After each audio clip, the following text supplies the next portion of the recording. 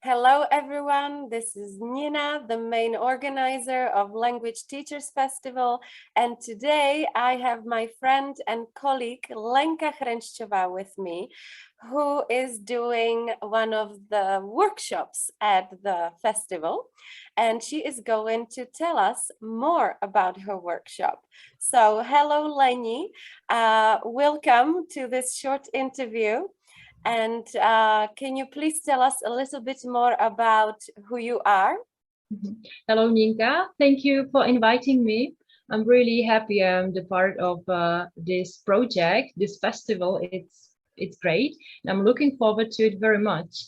As for myself, I am an English teacher and also astropsychologist. And yeah, that's pretty much about myself. And I'm trying to combine these two topics in my teaching. I'm trying to help people also with astropsychology. So how can astropsychology help us when we teach languages? That's a very good question. Yeah. I believe it can help us greatly. When it's actually the type of typology or a kind of typology, yeah. Let's say, we understand students better, I believe.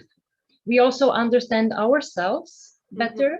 And then when we understand ourselves, we are better teachers. That is what I believe. And that's why I really want to teach other teachers this kind of typology, let's say, and the attitude to students.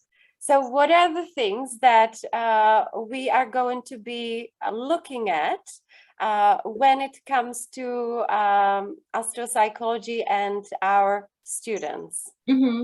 First of all, we will learn how our students learn. We also learn what activities we can prepare for them to be effective and useful. And we also will have a look at the topic how they communicate, which is very important as well. And I can give you examples because I think it will be better to imagine what I am talking about. Please. For example, we have two signs, Capricorn and Cancer. Okay. And these are very different from each other. So when we have a student who is more Capricorn, then we would go with structured exercises and grammar exercises. We also will be following, let's say, the study step by step, because Capricorns, they really like to go step by step. They are very ambitious. So we will have to take this into account. Yeah. But Cancers, they are not very ambitious. They are very sensitive and very emotional people. Yeah. So it's usually better to use, for example, stories or fairy tales, pictures to teach, to teach them. And maybe deeper conversations. Yeah, deeper conversations and deeper connection.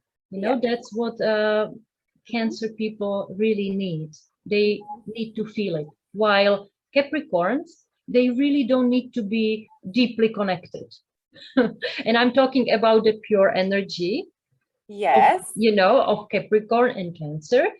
As you know, all of us, we are a combination of different signs. And that's what I would like to really emphasize, that we are not only a sun sign. Yeah. Astrology is very complex. So there are many planets in different signs in our charts. And I usually focus on the workshop, because my astropsychology work is different, then I go very, very deep. But on this workshop, we will focus on 3 lights, let's say. We would talk about the sun, the moon, and ascendant. And we will see that it's usually the combination of different signs. I have to ask, how do we know which sign, how do we find out which sign our students are in? Because that can be a bit tricky, right? Yes. There are some activities we can do with them to find out, or do we just ask them directly? How should we go about this? You're right that it's very tricky, because some people, of course, they don't believe it, you know, or they don't like the topic. For some people, could be very intimate. So I understand that they would not feel very well when you ask them. Well, you know, I go very intuitively with this, but I would say maybe when you speak about months of the year with students, you might ask, okay, and in which month do you have your birthday?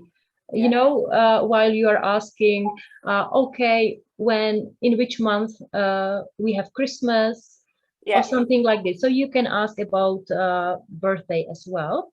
But as we know, there might be two signs in each month.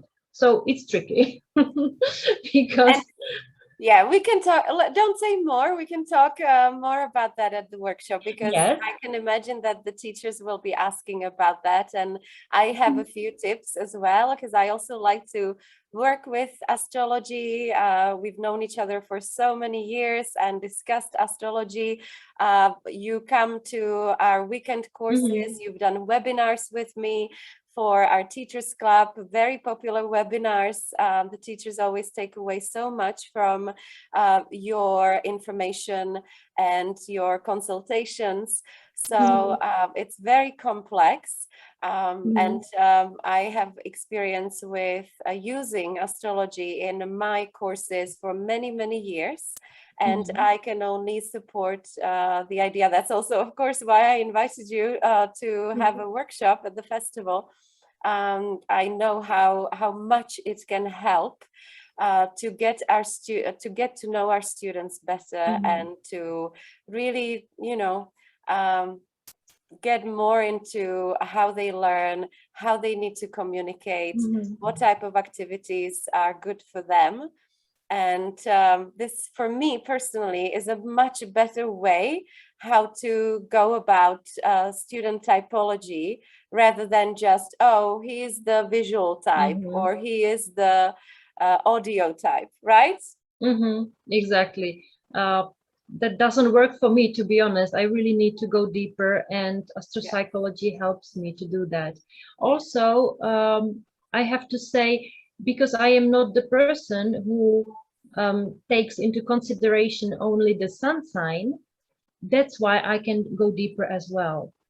You know, because I am not the person who would say, oh, sun in Virgo, so he is like this and that.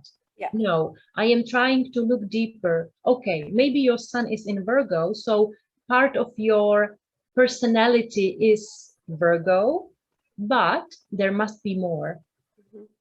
Well, obviously you are an astrologist, and the teachers aren't. Are they going to be able to learn enough in 1 hour? How are we going to do this so they can really apply it to their lessons and their courses?